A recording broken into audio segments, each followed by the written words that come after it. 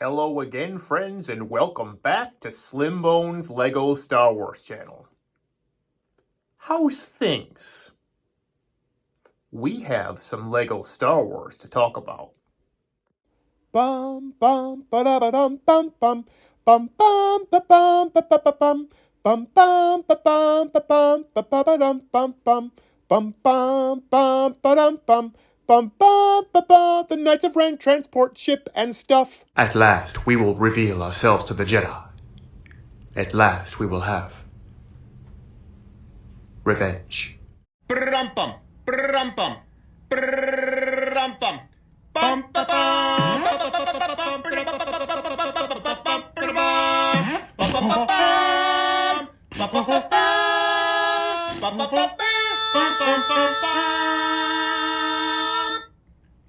Star Wars, Lego Star Wars, everything Star Wars, Chewbacca 2. If you like Star Wars, I also like Star Wars. Since we like Star Wars, we can be friends. A few episodes ago, I won an eBay auction for issue 64 of Blocks magazine, which contains information about Daniel Kostanski's custom minifigure interior for the 75252 UCS Star Destroyer.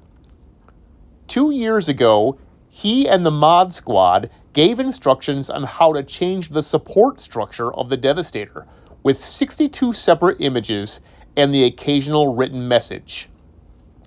After that, there were 8 images for the floor of the first section, followed by 34 more images showing the building of the probe droid Nook. If one were to attempt what the Mod Squad did by following their photo instructions, it would surely take a patient person armed with a magnifying glass. The images are small and require a bit of studying before making the next move with their build. I have several opinions of this old project, but will only share one with you. One does not need to change the existing structure of the Devastator to add a minifigure interior. There are several key spots throughout the structure for mounting, and thorough connections between those spots make for a strong floor. While it's true that I changed out many parts, they were only color replacements. Before I added the interior to the Star Destroyer, the entire structure was exactly as made by Lego, just with, in my opinion, better color choices. Since my last episode, I've been keeping busy with building projects. My father and I put together his Lego Ideas Home Alone set, and yesterday, we put together the Quarrie's Workshop custom Night Buzzard, which is the Knights of Ren transport ship, also known as the Turkey Vulture. The 75284 Lego version of the Knights of Ren transport ship was also built for the sake of comparing and sharing with you later on in this video. For my birthday, which was a few days ago, my dad and I put together set 75314, the Bad Batch attack shuttle. Bad Batch, the Bad Batch is on the move. Bad Batch, Hunter's really, really cool. Bad Batch, Tech is really, really cool. Bad Batch, Bad Batch, Bad Batch, Wrecker's really, really strong. Bad Batch, I can't remember what his name is. Bad Batch, Crosshair's really, really mad, but when you think about it from his perspective, he was only doing what he felt was right, which is all any of us can do. And who's to say that yours or my opinions are better than anybody else's? Bad Batch, Bad Batch, Bad Batch, the Bad Batch is really on the move. Bad Batch, gonk, gonk, Bad Batch, For etiquette and protocol. Bad Batch, Bad Batch. The full exterior tiling of the color-corrected Devastator is complete. Happy to say that I was able to finish the project without having to order even more tiles, which is what I had assumed would be needed in my last upload.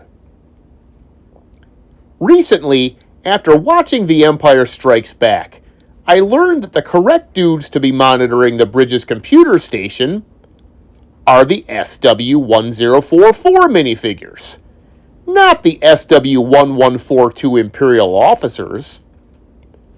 I only had one of the new Imperial crew members, so I picked up 4 more, and switched out those faces with the ones I previously had on the SW-1142 figures.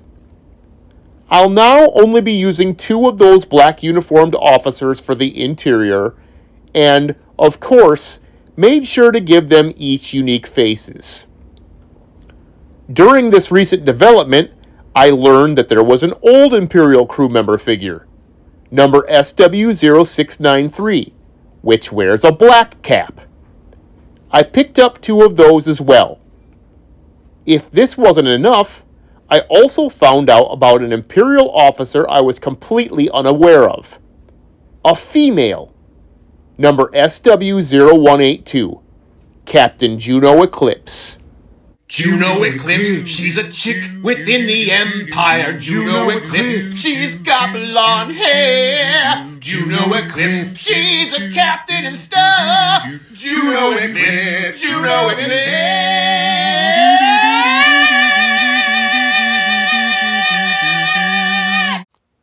Quarrie's Workshop's custom Night Buzzard was a fun build. In many ways, it was quite similar to Lego's version, just larger, and able to hold all 6 of the Knights of Ren. As I mentioned before, I had been wanting to build this custom since around Christmas time. I only recently built the Lego version, so I already had Karuk, number SW-1098, and Cardo, number SW-1099. At the same time, I ordered the nearly 1,000 pieces from Bricklink for the custom version, I bought the other 4 Knights of Ren.